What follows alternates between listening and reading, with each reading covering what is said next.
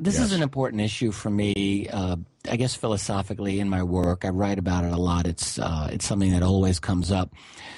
And whereas it's very easy, to see the motivation that the military would have, the national security community would have in wanting to keep this secret. Obviously, they have their reasons. But I would maintain that their reasons are not the sum total of the reasons we have to be considering. Because I think what's happened is that the secrecy relating to UFOs has had a very negative effect on our society, a very negative effect on our civilization. I think it's had a kind of a dissolving effect on the kind of Republican institutions that those of us who believe in such things grew up being taught, this was our society, and I think that they really don't exist anymore. And the UFO secret is one, not the only reason, but one of the reasons why they've basically what we have, I think, is a corpse of a republic.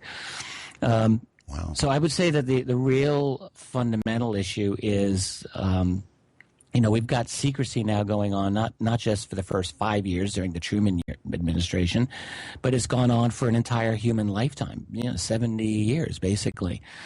And I really think we need to ask as a society, is this really what we want? I mean, in other words, being spoon-fed lies for the rest of our life, which requires, by the way, total control over the mainstream establishment media, total control over the key academic institutions that are involved here because they have to be kept in line, total control over the political institutions globally, in order to maintain secrecy on this fiction that there are no other beings being with us when all the evidence shows that they are.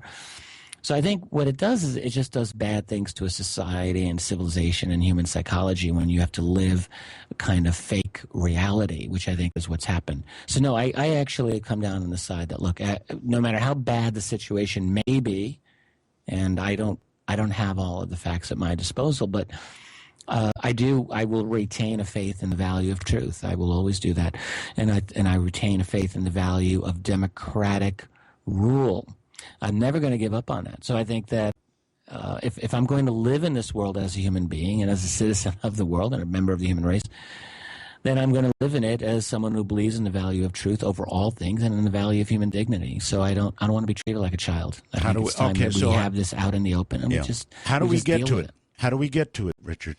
Well, that's the question.